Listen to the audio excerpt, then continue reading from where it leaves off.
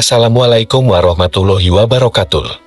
Sahabat Pintu Cerita dimanapun berada, semoga selalu dalam lindungan Allah Subhanahu wa Ta'ala, dan dimudahkan segala urusannya.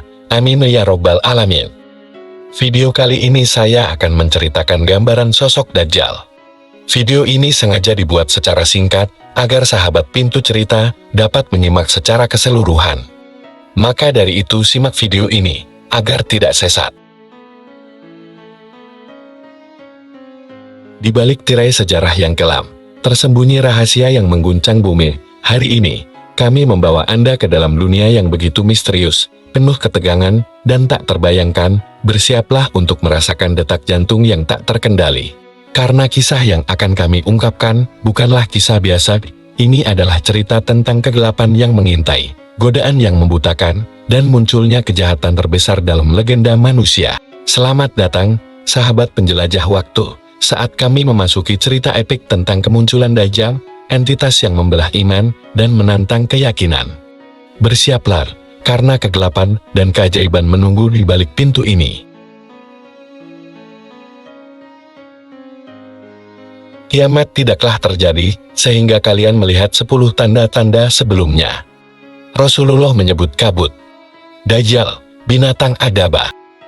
Terbitnya matahari dari barat. Turunnya Isa bin Maryam alaihi salam, Yajud dan Majud, 3 gerhana, gerhana di timur, gerhana di barat dan gerhana di Jazirah Arab, dan yang terakhir adalah api muncul dari Yaman menggiring manusia menuju tempat perkumpulan mereka. Kata Nabi Muhammad dalam satu hadits riwayat Hudzaifah bin Asid al-Ghifari, Dajjal merupakan salah satu tanda dari beberapa tanda kiamat kubra atau hari akhir. Ia merupakan perkara gaib atau sam'iyat. Umat muslim Ahlussunnah wal Jamaah wajib mengimani kedatangan Dajjal di akhir zaman nanti, dengan cara, umat muslim harus meyakini sepenuhnya apa yang pernah disampaikan Nabi Muhammad mengenai Dajjal. Dalam satu hadits riwayat Abu Daud misalnya, Nabi Muhammad menjelaskan bahwa Dajjal secara fisik merupakan seorang laki-laki pendek, berambut keriting, matanya buta sebelah. Dia mengaku sebagai Tuhan, sehingga membuat umat manusia kebingungan. Namun, Nabi menegaskan bahwa Tuhan tidak buta sebelah, sebagaimana Dajjal. Suatu hari, Nabi Muhammad pernah menyampaikan pidato di hadapan para sahabatnya secara panjang mengenai Dajjal. Merujuk Hayatus Sahabah Syekh Muhammad Yusuf Al-Kandlawi. Nabi Muhammad mengawali pidatonya dengan mengatakan bahwa setiap nabi yang diutus Allah pasti mengingatkan kaumnya terhadap Dajjal, termasuk dirinya sebagai nabi terakhir. Dajjal pasti akan muncul di tengah kalian, tegas Nabi. Kata Nabi, dirinya akan menjadi pelindung bagi setiap muslim manakala Dajjal muncul pada zamannya. Namun, jika Dajjal datang setelah Nabi wafat, maka setiap muslim menjadi pelindung atas dirinya sendiri.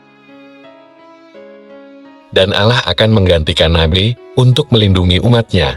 Nabi kemudian menjelaskan perihal wilayah kemunculan Dajjal. Disebutkan bahwa Dajjal akan datang dari suatu wilayah yang sepi antara Syam atau Suriah dan Irak. Lalu dia membuat keonaran di mana-mana, di seluruh penjuru dunia. Dajjal akan mulai muncul dan berkata, "Aku adalah Nabi." Padahal tidak ada lagi Nabi sesudahku. Lalu ia mengulanginya, sampai akhir berkata, "Aku adalah Tuhanmu." Padahal kalian tidak melihat Tuhan kalian sebelum mati, jelas Nabi Muhammad. Sahabat Pintu Cerita yang semoga dirahmati Allah.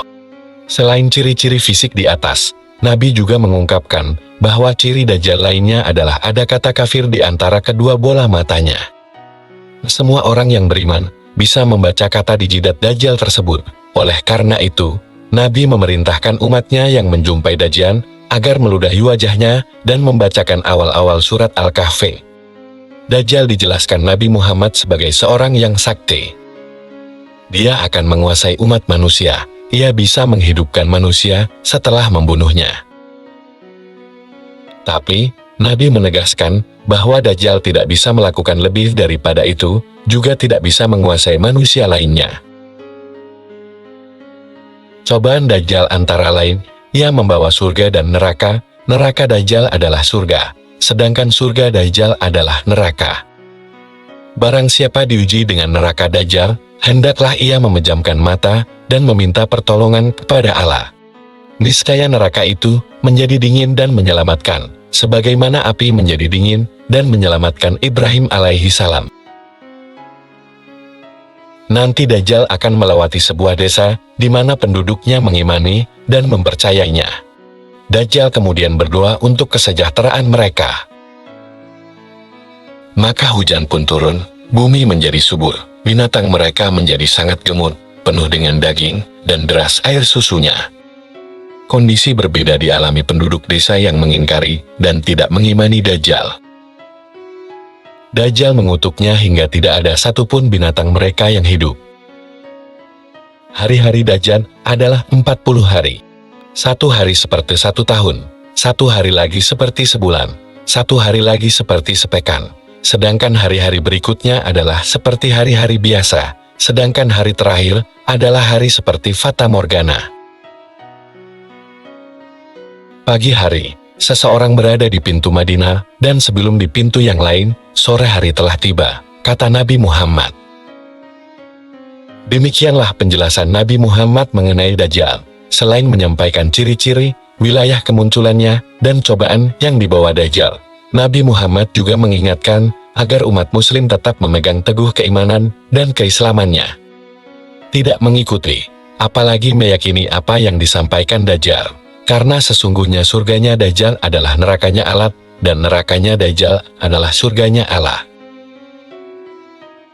Sahabat pintu cerita, yang semoga dirahmati Allah Subhanahu wa Ta'ala. Dalam dunia yang penuh dengan ujian dan fitnah, kisah tentang Dajjal mengingatkan kita akan pentingnya mempertahankan keimanan dan berpegang teguh pada nilai-nilai kebenaran. Seperti yang telah diajarkan oleh Nabi Muhammad SAW, iman kita adalah perlindungan terbesar dalam menghadapi godaan dan tipu daya. Dalam menghadapi masa depan yang tidak pasti, mari kita berupaya untuk menjadi pribadi yang kuat dalam iman, berbagi kasih sayang, dan menjunjung tinggi kebaikan. Sahabat pintu cerita, yang semoga dirahmati Allah. Pesan akhir dari kisah Dajjal adalah bahwa dalam setiap ujian yang kita hadapi, kita memiliki pilihan untuk memilih kebaikan dan kebenaran. Jadilah orang yang berani, teguh, dan setia pada nilai-nilai yang benar. Semoga kita semua dapat melewati ujian-ujian hidup dengan integritas, dan semoga Allah melindungi kita dari segala tipu daya. Terima kasih telah menyaksikan video ini. Mari bersama-sama menjalani hidup dengan iman dan kebaikan sebagai pedoman. Sahabat pintu cerita yang semoga diselamatkan dari Dajjal. Jangan lupa untuk bantu like, komen, dan subscribe channel ini, agar kita terus saling belajar dan menyebarkan kebaikan. Terima kasih. Wassalamualaikum warahmatullahi wabarakatuh.